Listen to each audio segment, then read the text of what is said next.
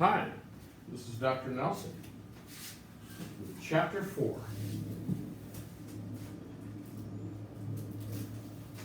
Excuse me, with Chapter 5. The giant picked up the trembling Sophie with one hand and carried her across the cave and put her on the table. Now he is really going to eat me, Sophie thought.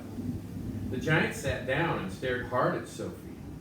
He had truly enormous ears. Each one was as big as the wheel of a truck, and he seemed to be able to move them inwards and outwards from his head as he wished. "I's hungry," the giant boomed. He grinned, showing massive square teeth. The teeth were very white and very square, and they sat in his mouth like huge slices of white bread. "But please don't eat me," Sophie stammered. The giant let out a bellow of laughter. "Just because I is a giant, you think I is a man-goblin cannibal," he shouted. "You is about right. Giants is all cannibally and murderful, and they does gobble up human beings. We is in giant country now. Giants is everywhere around. Out there, us has the famous bone-crunching giant. Bone-crunching giant crunches up 2 wopsy-whifflin' human beings for supper every night. Noise is ear-bursting. Noise of crunching bones goes crackety-crack for miles around." "Ouch," Sophie said. "Bone-crunching giant only gobbles human beings from turkey," the giant said. "Every night, Bone Cruncher is galloping off to Turkey to gobble Turks." Sophie's sense of patriotism was suddenly so bruised by this remark that she became quite angry. "Why, Turks?" she blurted out. "What's wrong with the English?" Bone-crunching giant says Turks is tasting ever so much juicier and more scrumdiddlyumptious. Bone Cruncher says Turkish human beings has a glamourly flavor. He says Turks from Turkey is tasting of turkey." "I suppose they would," Sophie said. "Of course they would," the giant shouted. "Every human being is diddly and different. Some is scrumpdiddlyumptious and some is ucky slush. Greeks is all full of ucky slush. No giant is eating Greeks ever." "Why not?" Sophie asked. "Greeks from Greece is all tasting greasy," the giant said. "I imagine that's possible too," Sophie said. She was wondering with a bit of tremble what all this talking about eating people was leading up to.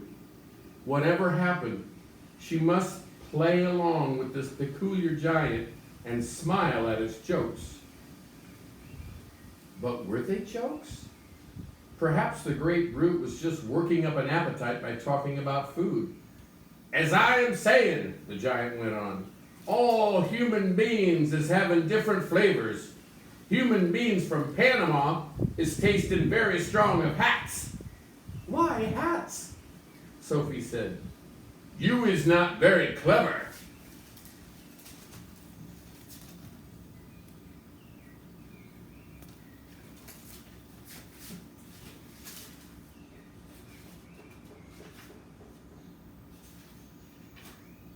He was moving his ears in and out. "I thought all human beings is full of brains, but your head is emptier than a bundongle." "Do you like vegetables?" Sophie asked, hoping to steer the conversation towards a slightly less dangerous kind of food. "You is trying to change the subject," the giant said sternly. "We is having an interesting babblement about the taste of the human being. The human being is not a vegetable." "Oh, but the bean is a vegetable, Sophie said. Not the human bean, the giant said. The human being has 2 legs, and a vegetable has no legs at all. Sophie didn't argue anymore. The last thing she wanted to do was make the giant cross.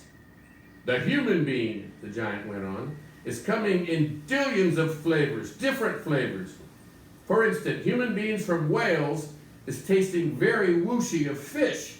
There's something very fishy about Wales. You mean Wales, Sophie said. Wales is something quite different. Wales is Wales, the giant said. Don't gobble funk around with words. I will now give you another example. Human beings from Jersey has the most disgustable woolly tickle on the tongue, the giant said. Human beings from Jersey is tasting of cardigans. You mean jerseys, Sophie said.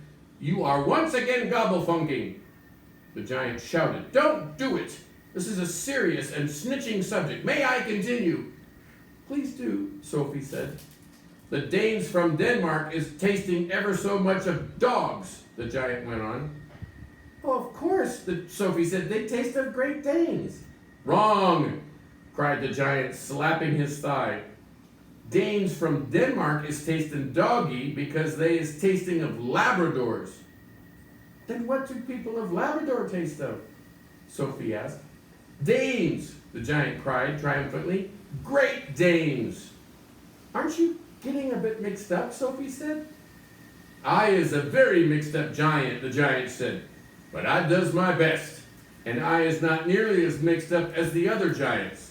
I know one who gallops all the way to Wellington for his supper.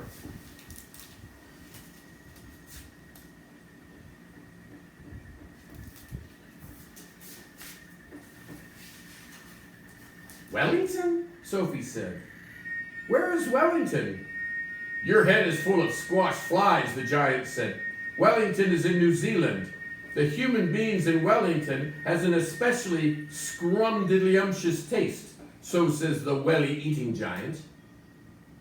What do the people of Wellington taste of? Sophie asked. Boots, the giant said. Oh, of course, Sophie said. I should have known. Sophie decided that this conversation has now gone on long enough. If she was going to be eaten, she'd rather get it over and done with right away than be kept hanging on around any more.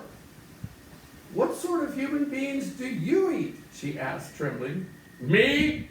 Shouted the giant, his mighty voice making the glass jars rattle on them shelves.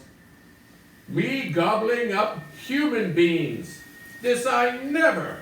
The others, yes. All the others is gobbling up them every night, but not me. I is a freaky giant. I is a nice and jumbly giant. I is the only nice and jumbly giant in giant country. I is the big, friendly giant. I is the BFG. What is your name?